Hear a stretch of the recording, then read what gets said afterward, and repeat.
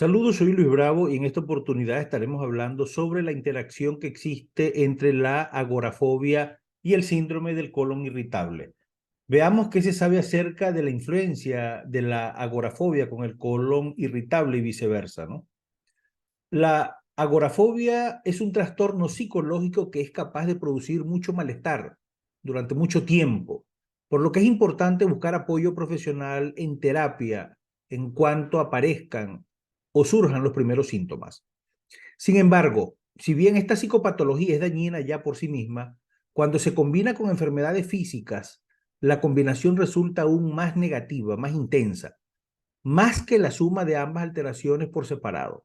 En este caso vamos a ver la interacción que existe entre la agorafobia y el síndrome del intestino irritable. El síndrome del intestino irritable, también conocido como el síndrome del colon irritable, es un trastorno crónico de la función gastrointestinal que va a generar muchas molestias a nivel digestivo.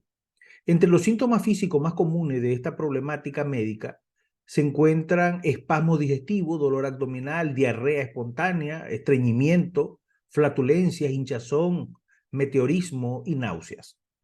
Pero la causa exacta de este síndrome es desconocida y lo más probable es que no haya solo una. No obstante, se han barajado varios factores como posibles causantes o responsables de los síntomas del colon irritable, entre las que cabe destacar los procesos inflamatorios que afectan el sistema digestivo, las alteraciones en la permeabilidad intestinal, la ansiedad y el estrés, los trastornos del estado de ánimo y otros problemas psicológicos, la inestabilidad y la falta de equilibrio en la flora microbiana de los intestinos, etcétera.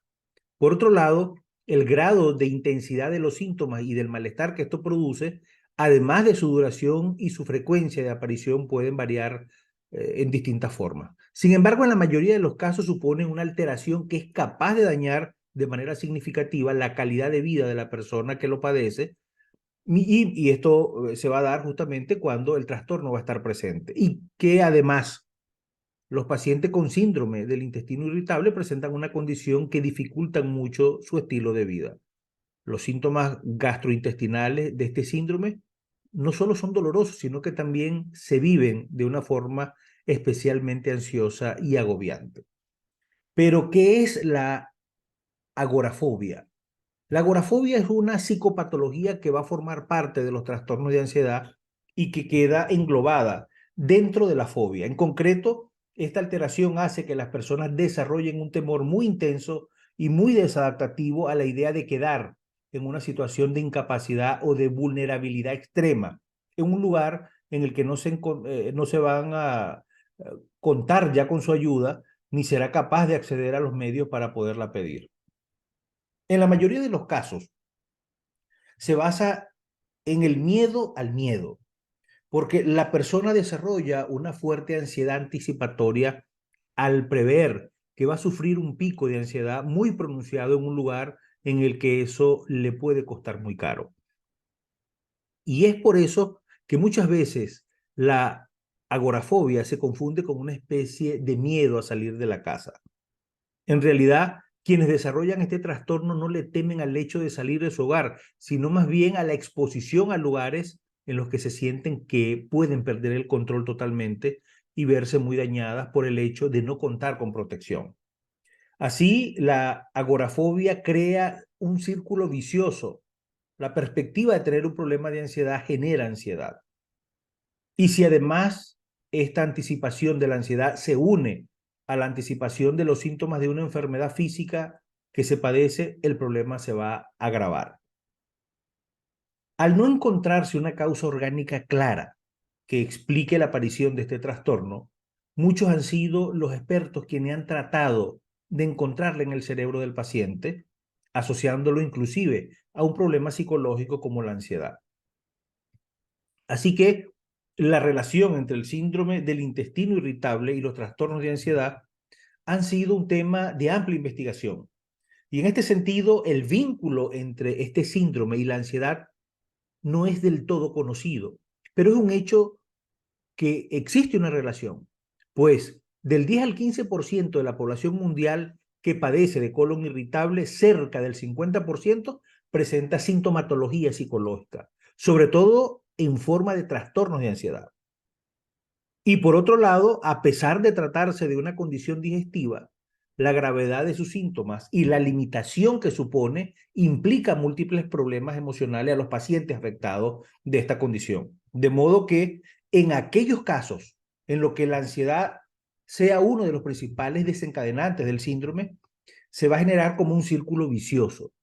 Y es que si algo caracteriza los trastornos de ansiedad es su capacidad para retroalimentarse a partir de las consecuencias que generan sus síntomas en caso de que éstas no sean bien gestionadas por la persona. Y añadido esto, cabe destacar que es comprensible la relación a un problema digestivo con los trastornos de ansiedad. Pues es muy común que en los individuos sanos, sin problemas psicológicos, sin problemas digestivos diagnosticados, han sentido en más de una ocasión cómo sus nervios se van a la zona del bajo vientre.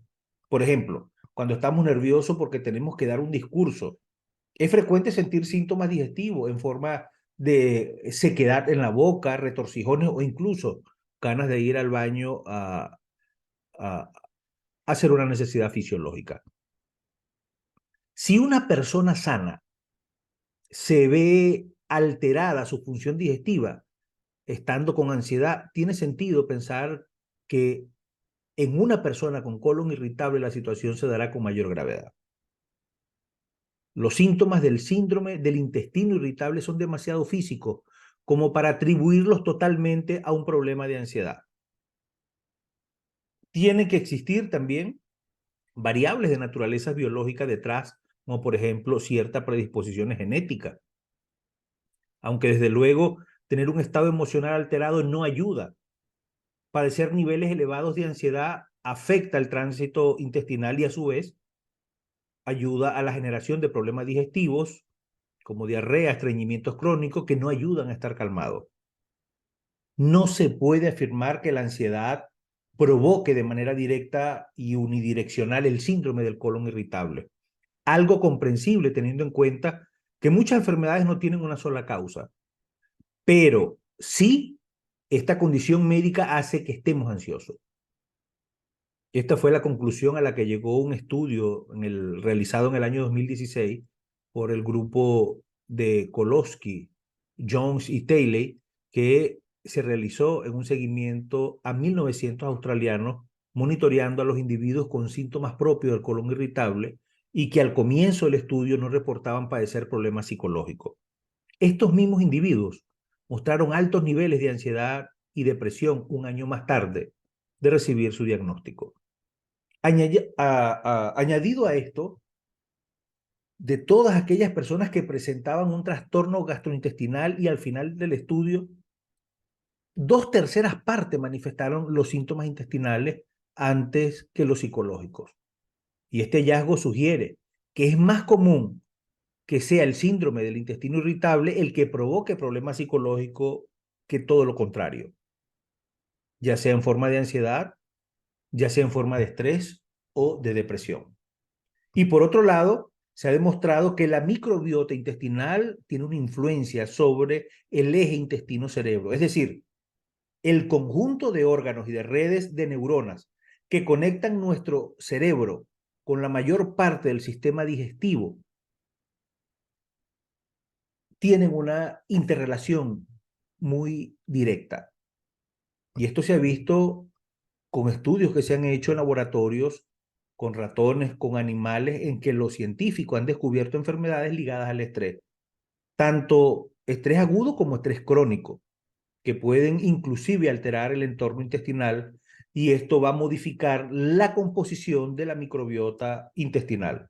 Y esta microbiota alterada se ha asociado inclusive a comportamientos de tipos ansiosos y depresivos en estos roedores. Si estás padeciendo de este colon irritable, de este síndrome del colon irritable y la agorafobia, te recomiendo y te sugiero que busques ayuda profesional, de profesionales de la psicología o de la psiquiatría, que te van a ayudar y te van a orientar a superar estas patologías. Soy Luis Bravo y nos vemos en una próxima oportunidad donde estaremos hablando de estos temas interesantes que circundan el universo del cerebro humano.